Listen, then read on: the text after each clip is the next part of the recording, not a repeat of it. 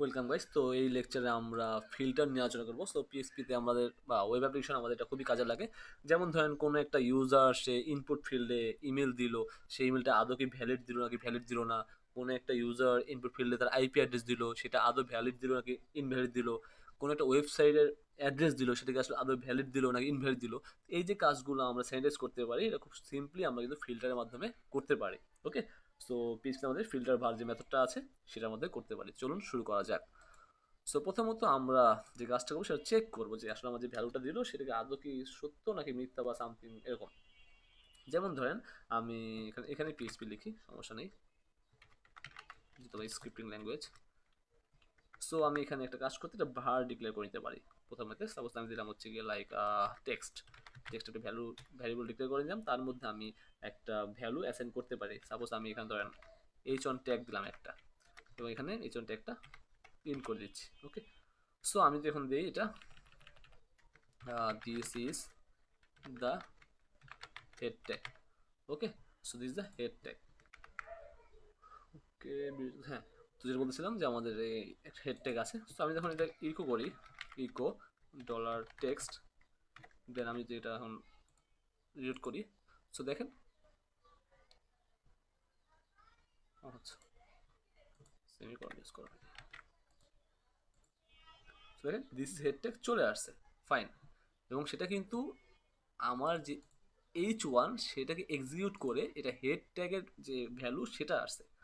But আমরা কিন্তু এটা দেবো না, আমরা দিব সে যদি ট্যাগও দেয় জাস্ট আমাকে এই টেক্সটটা যাতে সে রিটার্ন করে, খুবই সিম্পল, রাইট। সো তার জন্য আমরা লাইক দিতে পারি, আমি সাপোজ একটা ভ্যালু ডিক্লেয়ার করি, লাইন নামে একটা ভ্যালু ডিক্লেয়ার করে নিলাম, সমস্যা নেই, একটা নাম দিলেই হলো ভ্যারিয়েবল। তার মধ্যে আমরা ফিল্টার ভার নামে যে ব্যাসটা সে ডিক্লেয়ার করবো। এখানে তিনটা প্যারামিটার যায়, প্রথমটা হচ্ছে আমার ভ্যারিয়েবল, দেন পরটা হচ্ছে ফিল্টার, পরটা হচ্ছে অপশনাল। লাস্ট দুইটা হচ্ছে অপশনাল, প্রথমটা হচ্ছে মেইন। তো এখানে ফিল্টার ভারের মধ্যে আমি অ্যাকচুয়ালি কি ফিল্টার করবো, এখানে প্রথম ভ্যারিয়েবল, কোন ভ্যারিয়েবল ফিল্টার করবো, এই ভ্যারিয়েবলটা ফিল্টার করবো, দ্যাটস ইট। ওকে, এবং তার পরবর্তীতে আমার তো যেটা চাচ্ছি যে আমার সাইড বলে দিতে হবে ফিল্টার স্যানিটাইজ।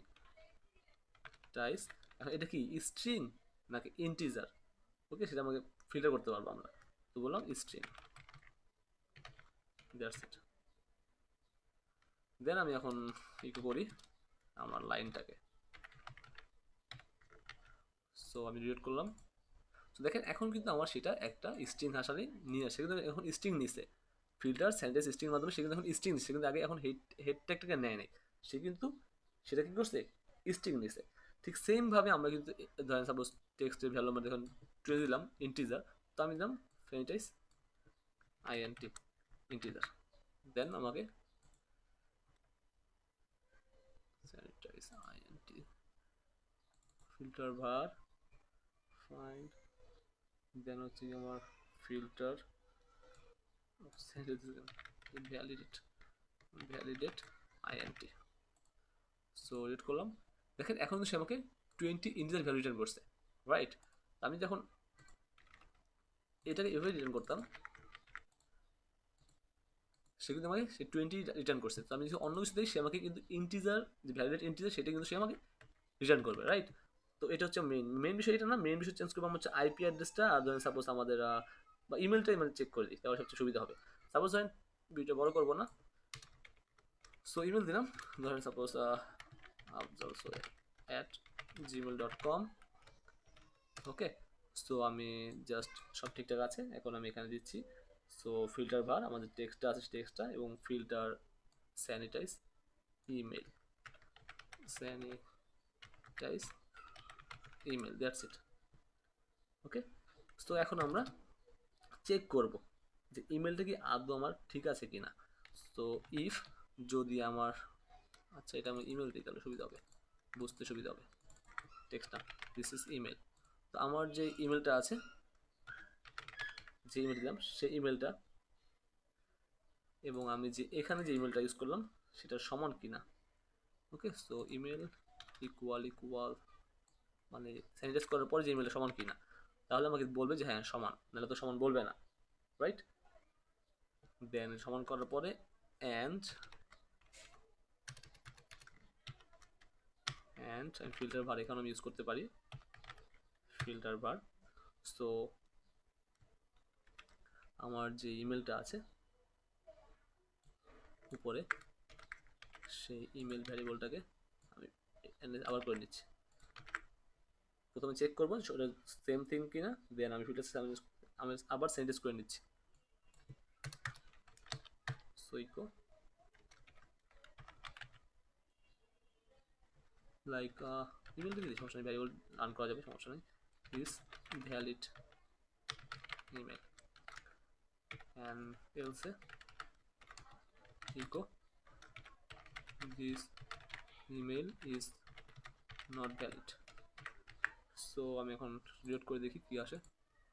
সো দেখেন this abdul@gmail.com is valid email address. তো আমি যখন এখানে আরেকটা অ্যাড দিই, দুটো অ্যাড দিলাম, রিলোড করলাম, এই যে দিস abdul ডাবল ইজ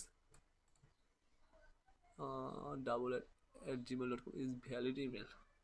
ভ্যালিডের কারণ কি, ইজ নট ভ্যালিড আসার কথা। ওকে এক্সপ্রেস চেক করি, কোয়ালিফাই ইমেল সমান হচ্ছে আমার লাইন, অ্যান্ড ফিল্টার বার করলাম আবার, দেন হচ্ছে ইমেলটাকে আবার স্যানিটাইজ করে নিচ্ছি, ফিল্টার স্যানিটাইজ করে সেটা ভ্যালিড চেক করবো, সরি